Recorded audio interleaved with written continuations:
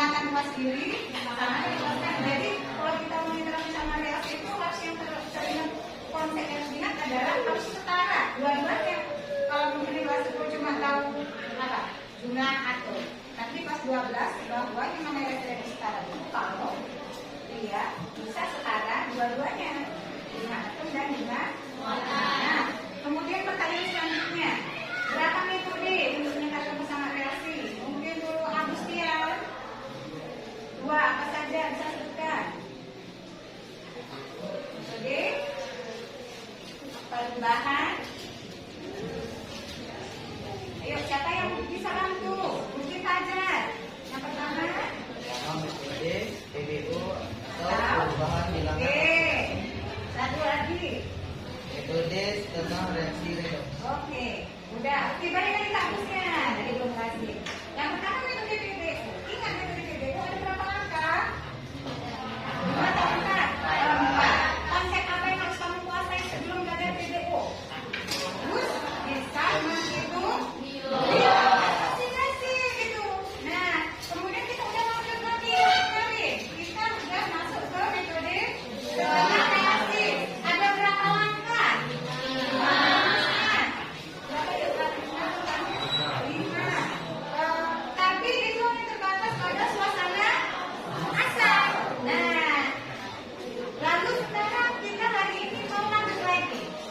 Nah, pertanyaan yang muncul adalah apa kira-kira? Apakah sama langkah-langkah gitu ya? Asam dengan berat. Nah, hari ini mas kita akan lanjut untuk membahasnya. Ya, Ibu. Nah, kemudian apa manfaat kita mempelajari penyataan reaksi? Oke, siapa coba yang tahu? Kenapa kita harus belajar penyataan reaksi? Atau kenapa reaksi itu disetarkan? Apa manfaatnya coba? Ada yang mau kasih? Desa barangkali? Kenapa kita belajar penyataan reaksi? Kenapa kira-kira? Supaya terjadi suatu reaksi ya. Yang kopi yang lengkap. Nah, ini satu lagi nah. Nanti setelah ini kita akan diberhadapkan pada soal-soal elektrokimia sesuai judul kita kan elektrokimia. Ini baru awalnya dengan mempelajari penyataan reaksi. Nanti waktu kita dapat soal-soal yang berkaitan dengan elektrokimia kita jadi mudah gitu. Nah, jadi itu manfaatnya kenapa harus kita pelajari dulu di awal. Nah, selanjutnya Ibu mau tayangkan dulu sebentar. Ibu ingin ya semua melihat kemari. Nah, Ibu ingin ya, Ibu ingin kita melihat sedikit kandungan dari ayat Al-Quran yang ada kaitannya dengan materi kita. Oke, yang artinya, jadi ini adalah surah Al-Mulk ayat 34 yang artinya adalah dia itu berarti siapa? Allah ya. Dialah Allah yang menciptakan 7 langit berlapis-lapis. Kamu tidak akan melihat pada ciptaan Tuhan yang Maha Pengasih ketidakseimbangan sedikit. Maka lihatlah sekali lagi. Adakah kamu melihat sesuatu yang celah atau tidak seimbang? Kemudian ayat keempat artinya, kemudian lihatlah sekali lagi dan sekali lagi untuk mencari celah dalam ciptaan Allah. Niscaya pandanganmu akan kembali kepadamu dengan kecewa dan dalam keadaan letih karena tidak akan mampu menemukannya. Oke. Apa coba yang dimaksud dalam dua ayat ini? Bahwa Allah Subhanahu wa Ta'ala itu menciptakan segala sesuatu itu dengan tanpa celah sedikit pun, maka semua itu seimbang. Tidak ada yang tidak seimbang. Kita lihat aja diri kita ini. Dua mata kita, ya, telinga kita, tangan kita, kaki kita dua. Udah. Kalau misalnya salah satu nggak seimbang, misal kaki kita yang sebelahnya itu lebih atau 1 cm, gimana? Ya masih pincang jalannya kan? Nah itu kan lebih lintas saja. Nah berarti tidak akan mampu kita mencari celah sedikit pun dari ciptaan Allah. Semua sudah dengan seimbangnya.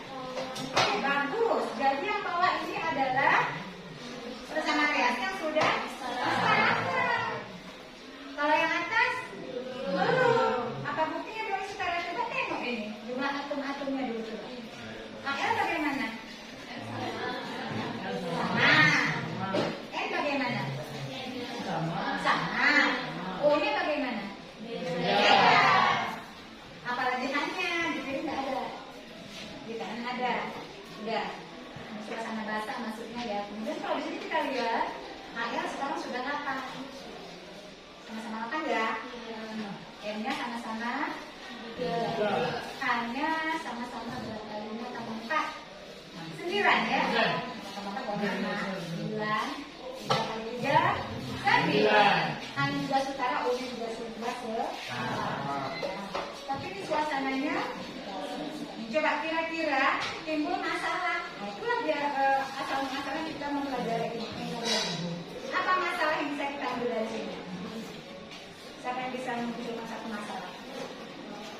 Yang mau dijawab di pembelajaran ini apa? Bagaimana cara meningkatkan kesadaran semua ditulis variasi kalau dia suasananya basah. Berbeda sama kemarin kan? Kemarin ada kampus ya di sini ya. Nah, tapi di sini nggak ada, kan ada apa? Nah, kan masalah di sini nggak ditentukan kan? Berarti bagaimana caranya supaya kampus itu bisa kita ubah jadi, nah, itulah permasalahan yang harus dipecahkan. Ada tapi, nah hari ini kegiatannya berbeda. Kalau kemarin kita diskusi kelas ya, begitu kan? Tapi hari ini Bu minta kamu berdiskusi kelompok menggunakan apa konsep yang sudah kamu peroleh di waktu yang kemarin. Jadi hari ini itu tidak susah lagi nih. Nah seperti itu. Nah jadi ini Bu minta setiap kamu dalam kelompok itu aktif lah. Kemudian Bu minta di sini perannya diperjelas. Siapa sebagai ketua kelompok? Udah? Siapa notulennya? Nanti dari di situ dibuat notulennya siapa? Dibuatkan. Yang tulis. Kemudian nanti ada presentasi. Nah, yang mempresentasikan siapa? Jadi semua punya peran yang jelas di dalam kelompok. Yang lain yang tidak tersebut mungkin itu sebagai pemberi masukan. Sama-sama lah, gitu ya. Oke, kalau gitu karena semua sudah duduk dalam kelompok, berarti sudah bisa ibu bagi ya lembar kerjanya ya. Nah, oh iya, untuk bahan itu tadi malam itu ibu sudah share melalui Google Classroom. Sudah dibuka ya? Ya, kalau yang belum melihat boleh dibuka sekarang. Nah, kalau yang sudah buka pastinya sudah tahu. Nah, di situ ada lembar kerja yang ibu kirimkan. Kemudian ada di dalam bentuk PowerPoint, kemudian ada video pembelajaran. Jadi kalau nanti ada kendala, silakan dibuka bahannya. Paham ya? Jadi untuk berikut ini langsung saja dibuka bahannya. Jadi kalau melihat RK ini itu ada di Google Classroom di HP masing-masing.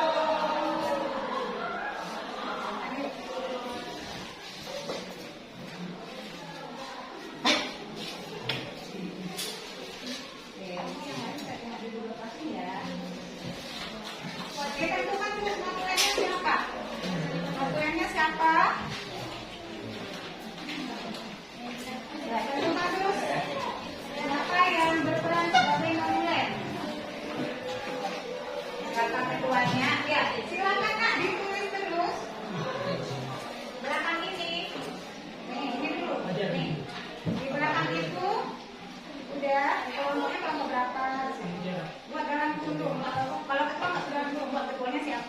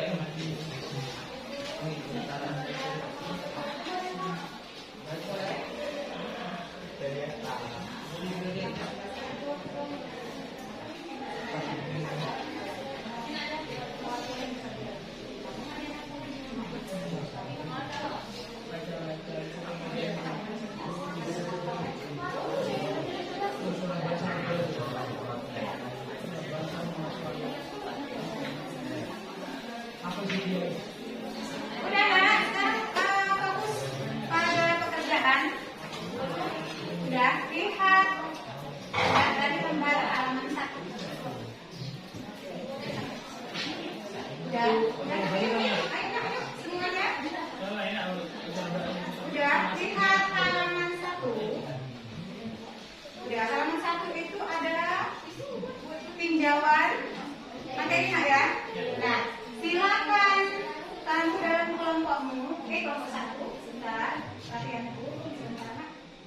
Ya, lihat halaman 1 itu ada 3 materi. Silakan kamu identifikasi sesuai tujuan dari kita. Langkah demi langkah. Sudah. Ini khusus untuk suasana bahas.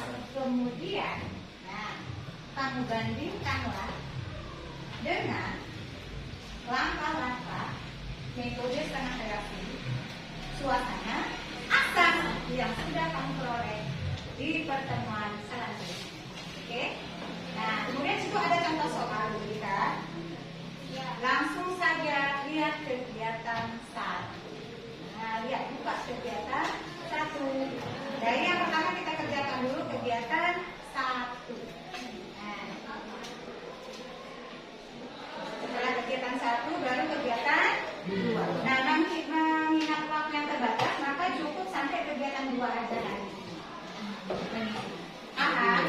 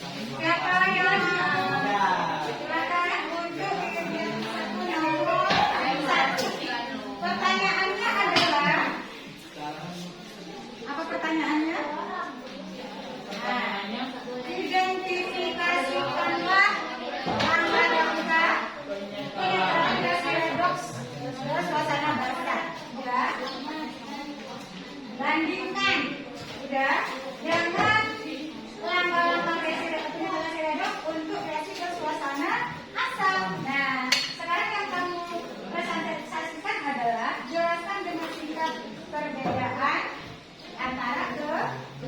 Silakan kelompok mana yang mau maju duluan. Yuk.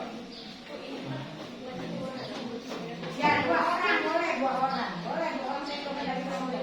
Tentukan yang siapa yang mau untuk mempresentasikan.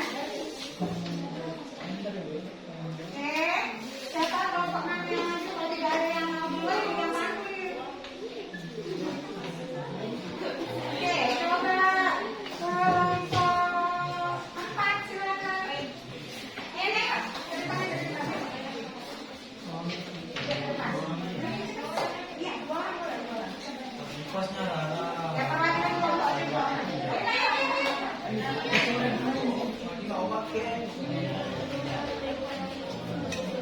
Ayo Darena, saudara. Saudara siapa?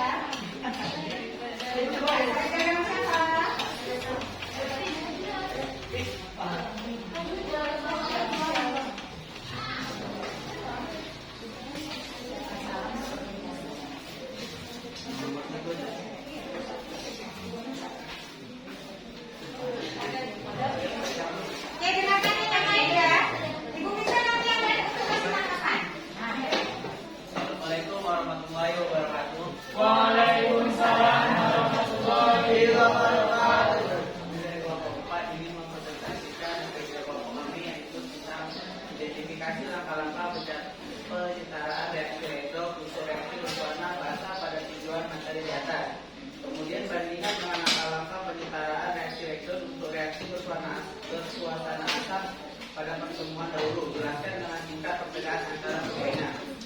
Pada metode setengah reaksi redoks bersuasana basa memiliki 6 langkah. Sedangkan pada reaksi redoks yang bersuasana asam tidak memiliki langkah keempat, yaitu menambahkan OH- sebanyak H+ pada kedua ruas kiri dan kanan, kemudian jumlah H+ dan OH- menjadi H2O. bagaimana dengan yang lain? Kira-kira ada yang mau menambahkan atau ada tanggapan dari kamu? Dari kelompok kami, silakan.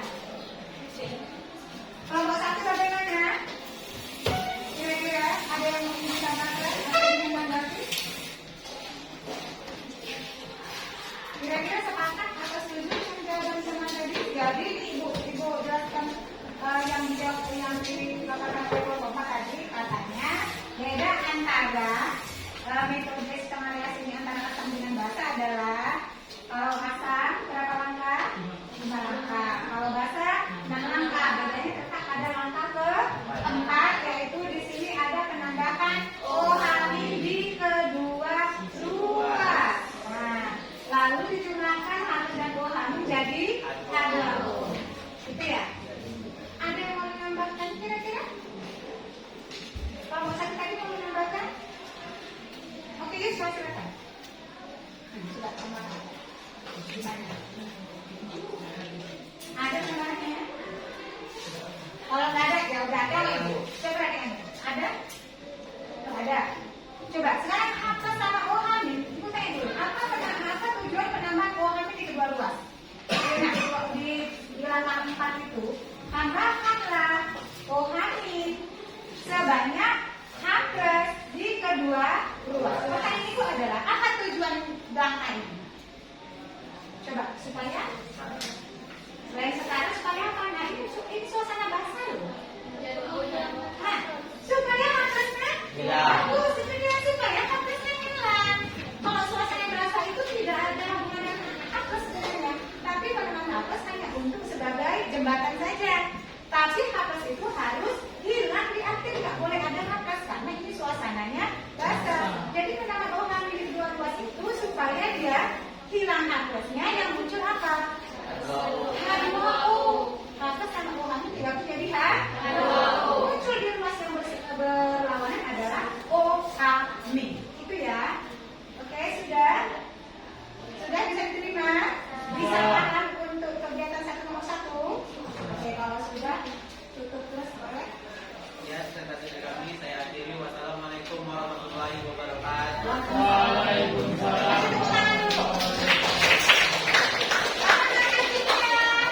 Kimia. 12 nya 2.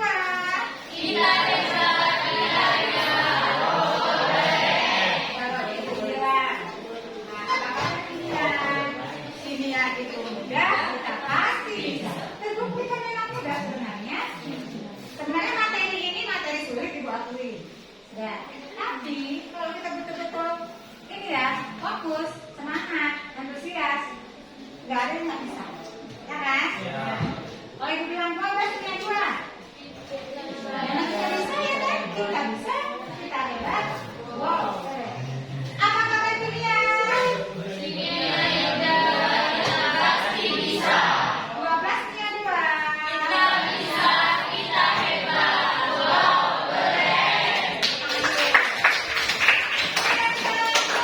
Siapa kelompok yang ingin membacakan presentasi untuk nomor 2? Silakan kelompok 3. Siapa yang mau presentasi? Silakan. Yuk.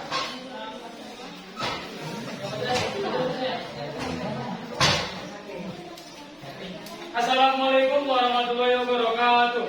Waalaikumsalam warahmatullahi wabarakatuh.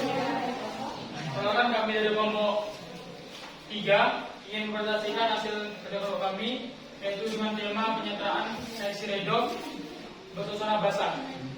Nomor 2. Menurut kelompok kami, apa kelebihan dan kekurangan dari metode setengah reaksi? Jelaskan. Kelebihannya, pada metode setengah reaksi tidak banyak terhitung dan tidak menghitung kilo. Kekurangannya, langkah-langkah pada metode setengah reaksi lebih panjang. Bagaimana kelompok yang lain? Ada yang perlu ditambahkan? Ada? Oh, salah terus dari tadi. Sama? Sama, pasti tak sama. Pasti ada yang berbeda. Oke, kelompok yang menambahkan silakan. Tadi kelebihannya lebih mudah, tidak memerlukan perhitungan bilos. Itu kelebihannya. Kekurangannya? Kekurangan itu langkah-langkah Langkah-langkahnya lebih panjang daripada yang itu. Ada yang bisa menambahkan selain itu? Sama. Kelebihannya selain itu apa lagi kira-kira?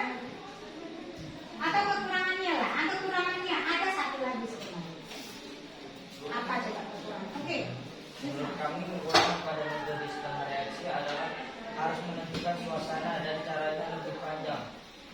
Harus menentukan Suasana.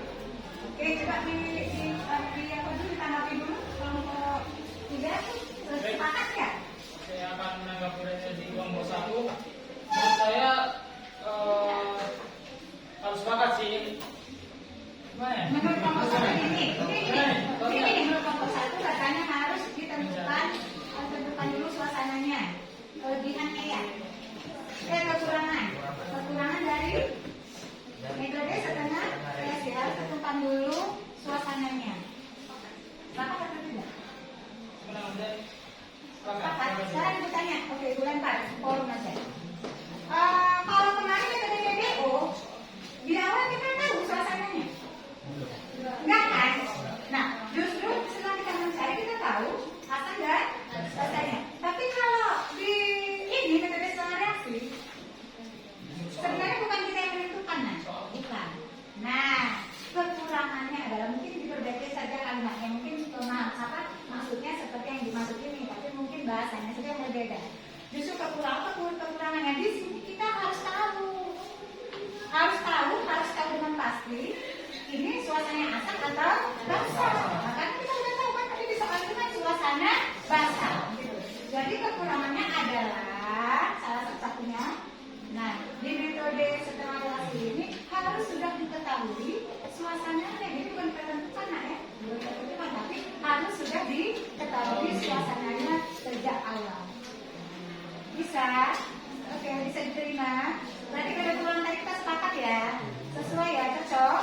Oke. Baik, terima kasih atas pertanyaannya dari kelompok kami. Wabillahi taufiq wal hidayah. Assalamualaikum warahmatullahi wabarakatuh. Waalaikumsalam. Nah, sekarang kegiatan dulu. Nah, kegiatan kelompok. Nah, ini kalau kegiatan 2 ibu bagi jadi 3. Tadi yang sudah masuk kelompok pertama kelompok 4 dan berarti ibu harap kelompok yang belum maju. Nah, di kegiatan ini itu 3 kelompok yang tampil. Kelompok yang tampil pertama langkah 1 sampai langkah 3. Langkah 1 dan 2 itu kan mudah tuh, ya kan? Jadi 1, 2 dan 3 kita gabungkan saja menjadi 1 atau langsung saja tuliskan langkah 3-nya. Kalau di langkah 3 kita langsung saja 3 dulu. Jadi langkah 1 tidak perlu dituliskan nanti di depan. Jadi cukup langkah 3. Jadi kita mulai dari langkah 3. Kemudian langkah 4. Oke, langkah 4, 5 dan 6. Oke, gitu ya.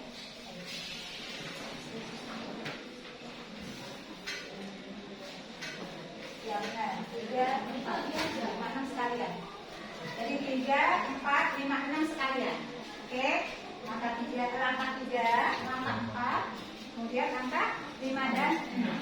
Oke, silakan siapa yang mau? Kelompok